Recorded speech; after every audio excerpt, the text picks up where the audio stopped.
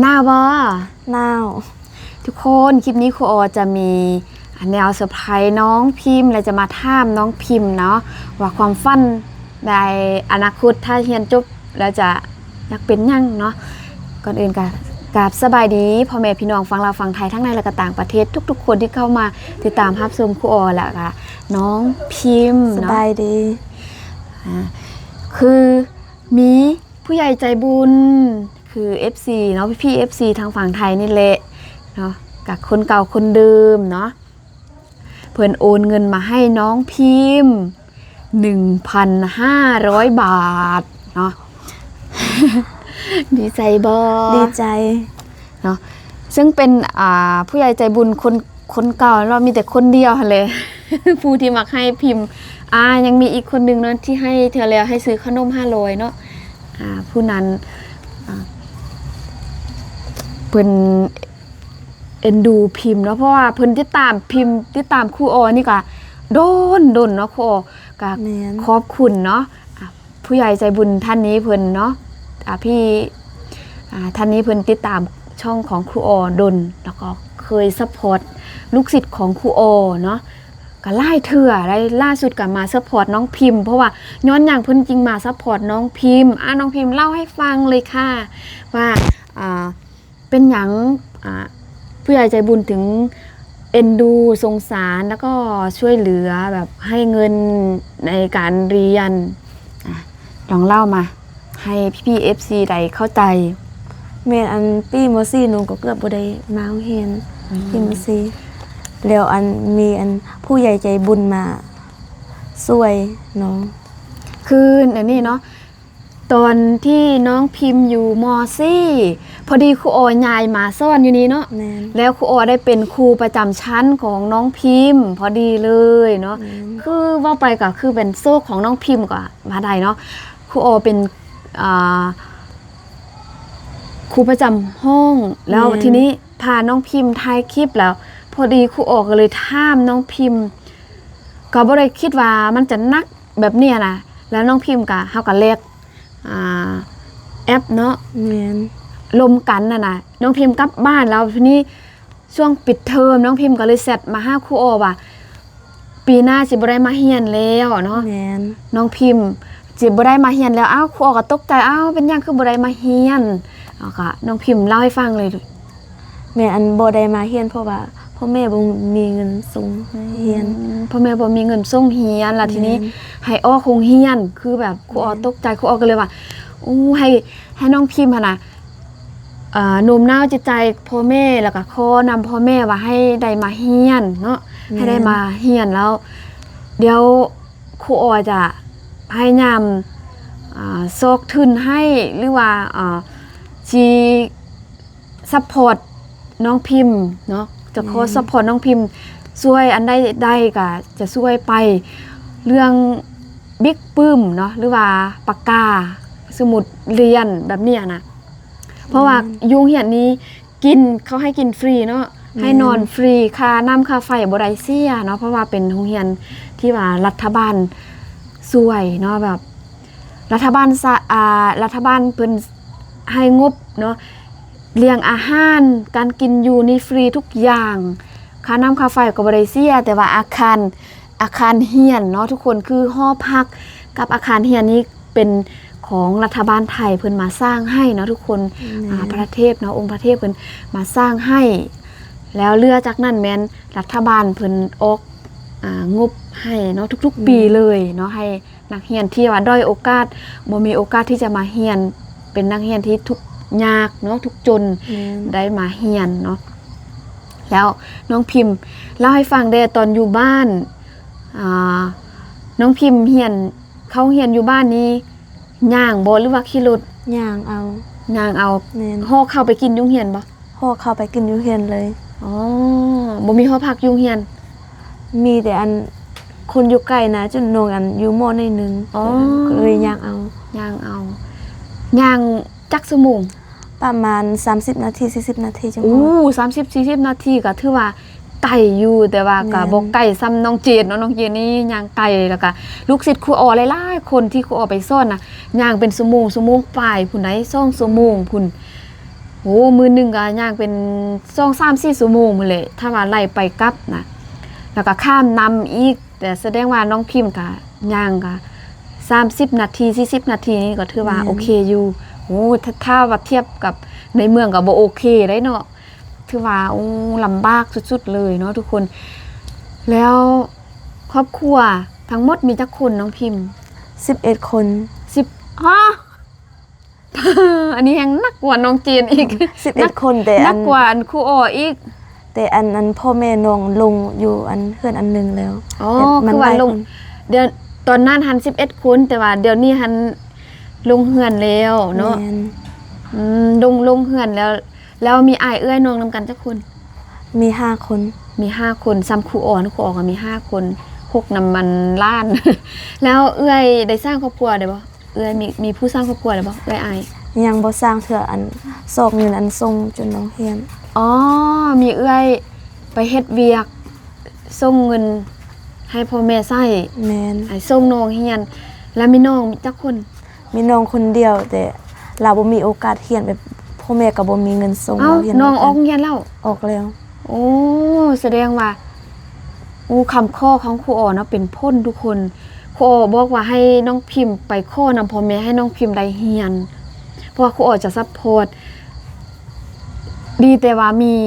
ผู้ใหญ่ใจบุญทางฝั่งไทยเนาะมาซัพพอร์ต แม่น ถ้าบ่ซันนี่เขาออกกันนักได้ทุกคนคือแบบส่งน้องสายเฮียนเดแล้วก็มาซัพพอร์ตน้องพิมพ์เดแล้วก็หลายๆคนอีกเนาะน้องเจียนน้องหลายคนเนาะฟ้าใสเนาะตอนนั้นฟ้าใสก็อยู่นำแล้วนี่มีอานนท์เดหลายคน คือซัพพอร์ตช่วยเหลือกันแล้วก็ให้กำลังใจกันเนาะ แม่น แล้วดีที่ว่ามี FC ฝั่งไทยหรือว่าผู้ใหญ่ใจบุญฝั่งไทยเพิ่นซัพพอร์ต แม่น โอ้แล้วอันเอื้อยที่ว่าซอกเงินนี้เฮ็ดเวียกอยู่ไส เฮ็ดเวียกอยู่ฝั่งไทย อ๋อเฮ็ดเวียกอยู่ประเทศไทยทุกคน แล้วยังบ่สร้างครอบครัวเถอะเนาะ ยังบ่ อันนี้เป็น สร้าง เอื้อย แม่น หน้าตาคือพิมพ์บ่ ก็คล้ายคือหน่อยหนึง ขายคือหน่อยหนึงโอ้โหถ้าขายคือหน่อยหนึงนี่ถ้าไปอยู่ประเทศไทยนี่งามสุดๆเลย อ่าแล้วน้องพิมพ์ถ้าเรียนจบม.7 อยู่นี่เนาะปีนี้อยู่ม.6 แล้วเนาะปีหน้าก็จะเรียนจบแล้วทุกคน น้องพิมพ์เป็นนักเรียนเก่งอีกได้ทุกคนเนาะให้กำลังใจน้องพิมพ์สู้ๆปีหน้าให้ได้เซ็งนักเรียนเก่งเนาะคือน้องพิมพ์เรียนจบแล้วความฝันว่าอยากไปเรียนยัง อยากไปเป็นอยากเป็นครูโซนอยู่บ้าน อ๋ออยากเป็นครูถ้าเรียนจบแล้วอยากเป็นครูสอนอยู่บ้าน แม่ เป็นยังจึงอยากแรงบันดาลใจที่ว่าอยากเป็นครูสอนอยู่บ้านหั่น อยากเป็นครูโซนอยู่บ้านแบบเลี้ยงพ่อแม่เด้โซนเด็กน้อยเด้ อ๋อเป็นคนกตัญญูหูคุณนี่แหละสิ่งที่ครูสอนนี่บ่ผิดหวังเลย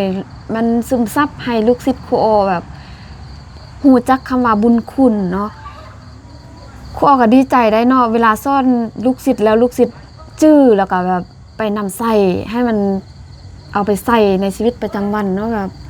ให้ฮู้จักกตัญญูฮู้คุณคือมีพี่ๆ FC เพิ่นช่วยแบบนี้นะถึงว่าเฮาสิบ่ช่วยหยังเขาใดเฮาก็อวยพรให้เนาะ แม่น มีคำอวยพรก็ยังดีเนาะบ่คิดว่าอยากไปเฮ็ดเวียกอยู่ประเทศไทยคือเอื้อยบ่คือเอื้อย ถ้าน้องบ่มีทุนไปเรียนโตเป็นครูน้องก็อยากไปเฮ็ดเวียกอยู่ฝั่งไทยคือกัน อ๋อถ้าว่าบ่ได้ไปเฮ็ดเวียกถ้าบ่ได้ไปเรียนครูอยากไปเฮ็ดเวียกอยู่ประเทศไทยกับเอื้อย แม่น อ๋อในอนาคตนี้แน่นอนเลยเอื้อยจะต้องสร้างครอบครัว แม่น กับหนุ่มไทย มีแฟนเป็นบ่าวไทยแล้วบ่เอื้อยหั่น ยังบ่มี โอ้ยยังบ่มีทุกคนเอื้อยน้องพิมพ์น่ะยังโสดอยู่ ยังโสดอยู่เนาะแต่ว่าเฮ็ดเวียกอยู่ประเทศไทยโอ้โหเนาะนี่แหละเรื่องราวชีวิตนั้นมันบ่ได้ง่ายเนาะคือครูอ๋อได้สอนน้องๆทุกคนนี่แหละลูกศิษย์ของครูอ๋อคือเฮาเลือกเกิดบ่ได้เนาะแต่ว่าเฮาพยายามให้สุดความสามารถถ้าว่าเฮาเฮ็ดสุดความสามารถแล้วชีวิตเฮายังบ่ดีขึ้นนะเฮาก็จะบ่ได้เสียใจใดเพราะว่าเฮาได้เฮ็ดสุดความสามารถของเฮาแล้ว ม่น เนาะคือครูอ๋อเดี๋ยวนี้หั่นแหละ ห้องเฮือนเดือนดาวยังบ่มีเว้าทุกคลิปเลยเนาะเงินเก็บนี้เก็บในความทรงจำ บ่มีเงินเก็บคือคนอื่นเนาะบ่มีห้องบ่มีเฮือนบ่มีรถขี่คือคนอื่นเนาะมีเงินกับเงินเก็บในความทรงจำแต่ก็ได้ช่วยน้องๆเนาะได้เป็นสะพานบุญที่ว่าสวยลูกศิษย์เนาะบ่ว่าจะเรื่องด้านเงินหรือว่าให้กำลังใจน้องๆเนาะให้น้องๆมีกำลังใจที่จะสู้ต่อนะได้มีกำลังใจที่จะเฮียนนะก็ดีใจเนาะทุกคนถ้าว่ามี FC ที่ว่าอยากให้ไปเที่ยวประเทศไทยอยากไปบ่ อยากไปคือความฝันเลยอยากไปเที่ยวประเทศไทย อ๋ออยากไปเที่ยวประเทศไทยคือมี FC เอาเงินให้น้องพิมพ์อันนี้บ่แม่นให้ไปเที่ยวได้อันนี้ให้ไปซื้อเครื่องไส้ซื้อของกินเนาะเงิน 1,500 บาท1,500 บาท ขอบคุณนะคะ พูนขอบคุณผู้ใหญ่ใจบุญพูน ขอบคุณนะคะ ที่เอ็นดูหนู ที่เอ็นดูหนู เนาะดีใจจนเว้ายังบ่ออกเลยทุกคนหนาวเลยอยู่นี่น่ะ ขอนุ่งเสื้อสั้นเสื้อกันหนาวนี้ซื้อนุ่งตัวเดียวนี่นุ่งเป็น 4-5 ปีพุ่น ขอนี่10 ปีแล้วที่เสื้อตัวเดียว เนาะทุกคนเพียงว่าสิเครื่องเก่าก็ย่าแต่เฮาซักให้มันสะอาดก็พอเนาะ แม่น นี้เงินที่ว่าFC หรือว่าพี่ FC ที่ซัพพอร์ตน้องพิมพ์บอกผิดหวังแน่นอนเพราะว่าน้องพิมพ์ตั้งใจเรียนสุดๆเลยเนาะเป็นเด็กกตัญญูรู้คุณและประหยัดทุกคนเนาะประหยัดกินประหยัดไส้แล้วก็ความฝันคืออยากไปเที่ยวประเทศไทยทุกมื้อนี่ถ้ามาอยากไปเที่ยวไทยก็สิสุดแต่มันบ่มีงบที่จะไปเฮ็ดแนวได้จิไปน้องเจนแห้งหายเนาะเจนนะพุ่นอยากไปไส้ก็อยากไปนะว่าบ่ได้ไปไล่ก็ขอให้ได้ไปแถวเชียงรายก็ได้เนาะเชียงรายเนาะคือน้องเจนยังบ่เคยได้ไปเนาะเชียงรายเนาะ แม่น มีแต่พิมพ์เคยไปเทื่อนึงแต่ก็บ่ได้ไปครบเนาะบ่ได้ไปทั่วเทื่อถ้าว่ามีโอกาสก็ยังอยากไปเนาะขนาดครูโอบเคยไปแล้วก็ยังอยากไปอีกนะทุกคนนี่ก็คือความฝันของพวกเราที่ว่าอยากไปเที่ยวประเทศไทย แม่น แล้วอยากไปเฮียนฮู้เนาะมีสิ่งที่ให้เฮียนฮู้หลายสิ่งหลายอย่างเนาะอยู่ประเทศไทยเนาะ แม่น แล้วก็นี่คือน้ำใจของพี่น้องชาวไทยเนาะที่มีให้ลูกศิษย์ของครูโอก็ดีใจเนาะถึงว่าครูโอบ่เคยได้เนาะบ่ได้แต่ครูโอก็ได้เป็นสะพานบุญครูโอก็ดีใจเนาะที่ว่าลูกศิษย์ครูโอที่ได้เฮียนโตนะโอ้บ่ซั่นนี้ลำพังครูโอคนเดียวก็บ่ไหวเนาะหลายคนเด้ทั้งครอบครัวทั้งพ่อแม่ทั้งบ้านอีกมีหลานอีกนะแล้วก็ลูกศิษย์หลายคนอีกเหมือนกันมีผู้มาแบ่งเบาภาระสวยเลือแบบนี้ครูก็ดีใจเนาะถ้าว่ามีโอกาสเนาะอยากเชิญชวนเนาะอยากเชิญชวนพี่ FC มาเที่ยวประเทศลาว แม่นอยากให้มาเที่ยวประเทศลาวเบิ่งอันบรรยากาศประเทศลาวและธรรมศาสตร์ประเทศลาวยินดีต้อนรับเสมอ เนาะอยากให้มาเที่ยวมาชมเนาะถ้าไปบ้านน้องพิมพ์ใดก็ไปเนาะทุกคนคืออยู่บ้านเฮานี่บ่มีกองร้อนกองหยังเลยมีเนาะมีกองร้อนแต่เขาก็บ่ได้ว่าไปจับซุ่ม4ซุ่ม5เลยสิไปจับเนาะเขาบ่ได้จับแนวนั้นเนาะทุกคนคือถ้าว่ามีแต่แท้น่ะให้แจ้งตำรวจเลยเนาะเพราะว่ามันเฮามาแบบถือกฎหมายนะเฮาบ่ต้องย่านเนาะถ้าว่ามีแต่แท้ในเฮาแจ้งให้ถึงที่สุดเลยทุกคนเนาะคืออาจจะมีเนาะบางบ่อนบางเขตที่ว่าเขาช่วยใส่อำนาจเนาะแต่ว่าอยู่แถวบ้านเฮานี่บ่มีเนาะคือมีพี่น้องฝั่งไทยนี่มีนักท่องเที่ยวมาจากประเทศไทยถ้าผู้ใดเห็นคลิปครูออนโอ้โหเข้ามาเที่ยวหลายเนาะคือบ่เป็นหยังเนาะทุกคนพี่น้องชาวลาวอยู่บ้านเฮานี่ยินดีต้อนรับเนาะคนไทยใจดีเวลาเฮาไปเที่ยวประเทศไทยคนไทยก็ต้อนรับเฮาอย่างดีถ้าคนไทยมาประเทศลาวเฮาเนาะอยากให้คนลาวเนาะต้อนรับพี่น้องชาวไทยให้ดีเท่าที่จะเฮ็ดใดคือให้ส้มกับที่คนลาวไปเฮ็ดเวียกอยู่ประเทศไทยคนลาวไปเที่ยวอยู่ประเทศไทยแล้วคนไทยเขาปฏิบัติต่อคนลาวเฮาดีซ้ำใดค่ะเนาะคือให้เฮาแบบปฏิบัติเนาะอยากให้คนลาวเฮา ต้อนรับคนไทยแบบด้วยใจจริงเนาะมีซ้ำใดก็ให้แสดงออกมาเนาะจากใจแบบต้อนรับพี่น้องชาวไทยเนาะอยากให้พี่น้องชาวไทยมาเที่ยวลาวหลายๆเนาะพวกเรายินดีต้อนรับ แม่น เห็นแล้วก็ดีใจเนาะ แม่น อุ๊ยจะได้มีเนาะ คนไทยเป็นคนน่าฮักแม่นเป็นคนน่าฮักและเป็นคนเมตตา ถึงเขาแบบบ่ฮู้จักกันแต่เขาก็ยังแบ่งปันกันแต่ แบ่งปันน้ำใจ แม่น ภาษาเนาะคือน้องพิมพ์คืออยากเว้าล่ายอย่างแหละฮู้เข้าใจอยู่แต่ว่าน้องเขาเว้าบ่เป็นนะทุกคนก็ค่อยบ่ค่อยสอนเนาะทุกคนก็ค่อยบ่ค่อยสอนช่วยกันเนาะทุกคนก็คอมเมนต์เนาะคอมเมนต์ได้หลายเลยน้องพิมพ์กับน้องเจนแล้วก็ลูกศิษย์ของครูออจะเข้าไปอ่านเนาะแม้แต่ครูออเองก็คือกันเนาะแบบว่าบางเทื่อก็ยังมีเว้าผิดพลาดเนาะครูออต้องขอโทษขออภัยนำเนาะคือน้องเจนได้น้องพิมพ์ได้เงิน จะได้ไปซื้อแฟบซื้อสบู่ไปซักเครื่องแล้ววันนี้ เนาะไปคือว่าแหละผู้หญิงเฮามีแนวใส่ใจหลายเนาะทุกคนเนาะ ว่าน้อยก็เข้าใจเนาะเพราะว่ามีแนวใส่หลายนะสำหรับคลิปนี้ก็ยาวแล้วทุกคนฝากทุกคนกดติดตามเป็นกำลังใจให้พวกเราเด้อเนาะติดตามช่องของครูอรดาถ้าอยากให้เฮาเฮ็ดคลิปเกี่ยวกับหยังอย่าลืมคอมเมนต์บอกเนาะทุกคนเดี๋ยวครูออคิดว่าอยากสร้างช่องแบบอีกช่องนึงครับเฮ็ดคลิปแยกนะแบบน้องเจนกับน้องพิมพ์ออกไอเดียว่าอยากเฮ็ดคลิปแบบเฮฮาเพื่อว่าอยากสร้างหอยยิ้มให้